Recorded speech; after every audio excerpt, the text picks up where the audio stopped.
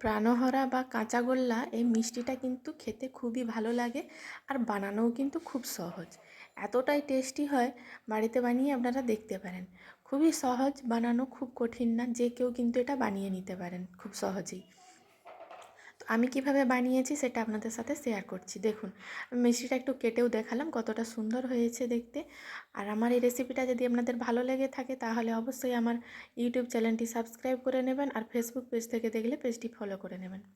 আমি এখানে প্রায় 700 গ্রাম মতো দুধের ছানা কাটিয়ে নিয়েছি। ছানাটা কাটিয়ে নিয়ে তারপর আমি এইখান থেকে এক মুঠো ছানা সরিয়ে রেখে দিচ্ছি বাটির মধ্যে।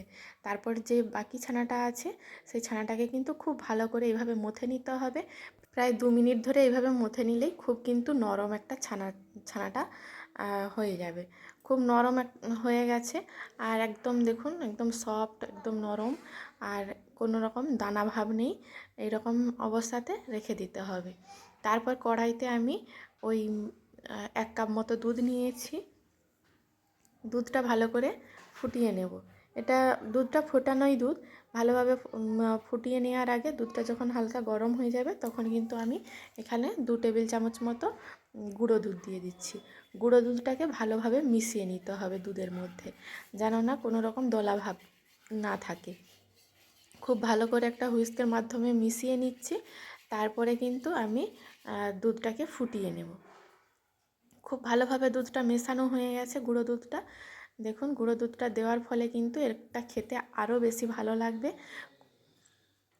খুব সুন্দর একটা টেস্ট আসে। আর এখানে দিয়ে দিচ্ছি ওই 3 টেবিল চামচ মতো চিনি। আপনারা যদি মিষ্টিটা বেশি খেতে পছন্দ করেন তাহলে কিন্তু চিনির পরিমাণটা একটু বাড়িয়ে দিতে পারেন।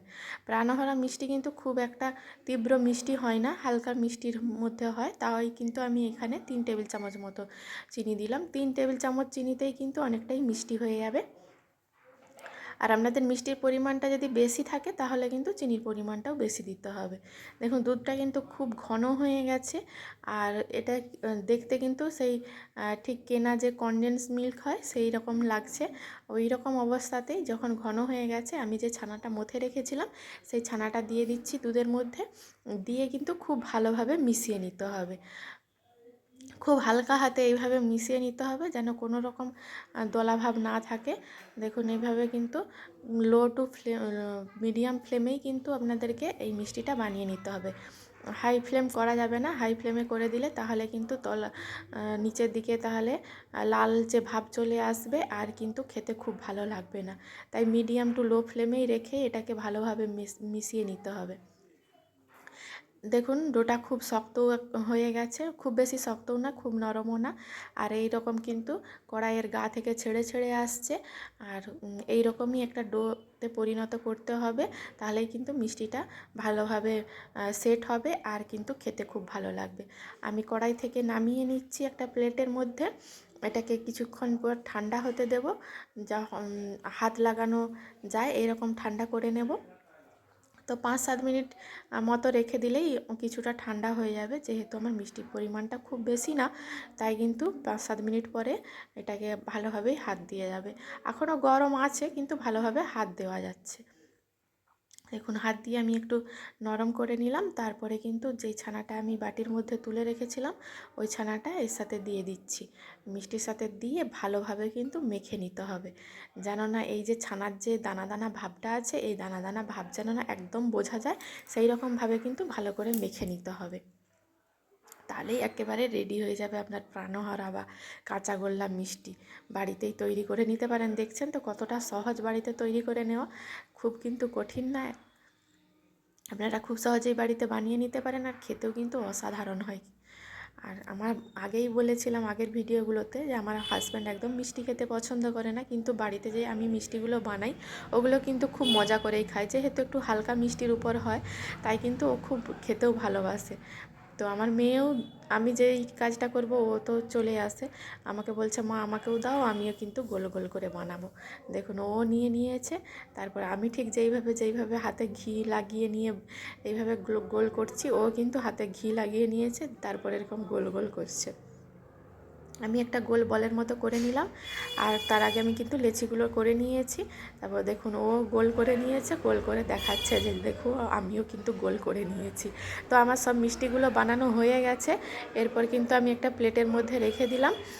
দেখুন আমি এখানে আমার প্রায় 6-7টে মতো মিষ্টি হয়েছে। আর আমার মেয়ে যেটা বানিয়েছিল সেই মিষ্টিটা একটু ছোট সাইজের হয়েছে, তাই কিন্তু ওটাকে আমি মাঝখানে রেখে দিচ্ছি। দেখুন দেখতে কতটা সুন্দর লাগছে মিষ্টিগুলো। দেখি কোনো কিন্তু মনেই হচ্ছে না যে এটা দোকান থেকে কেনা নয়, বাড়িতে বানানো। তো ওপর থেকে একটু গুঁড়ো দুধ দিয়ে দিচ্ছি, ঠিক যেইভাবে দোকানে থাকে মিষ্টির দোকানে সেইভাবে আমি কিন্তু দিয়ে দিচ্ছি উপর থেকে একটু গুঁড়ো দুধটা দিলে আরও দেখতে ভালো লাগে, তাই জন্য দেওয়া। টেস্টে কিন্তু কোনো রকম ফারাক আসবে না। তাই আমি এখানে একটা ছাঁকনি নিয়েছি, ছাঁকনির মাধ্যমে কিন্তু আমি দুধটা দিয়ে দিচ্ছি, কারণ হাতে করে তো দেওয়া যাবে না, তাই কিন্তু আমি ছাঁকনির মাধ্যমে দিয়ে দিচ্ছি উপর থেকে গুঁড়ো দুধটা, দেখতে যাতে ভালো লাগে তার জন্য। রেসিপিটা ভালো লাগলে অবশ্যই লাইক কমেন্ট শেয়ার করে দেবেন। আর দেখুন আমি একটা কেটেও দেখিয়ে দিচ্ছি আপনাদেরকে কতটা ভালো হয়েছে দেখতে। আর আমি যে ছানাটা শেষে মেখে নিয়েছিলাম, ছানাটা কিন্তু একেবারেই বোঝাও যাচ্ছে না যে আমি কাঁচা ছানা মাখিয়েছি।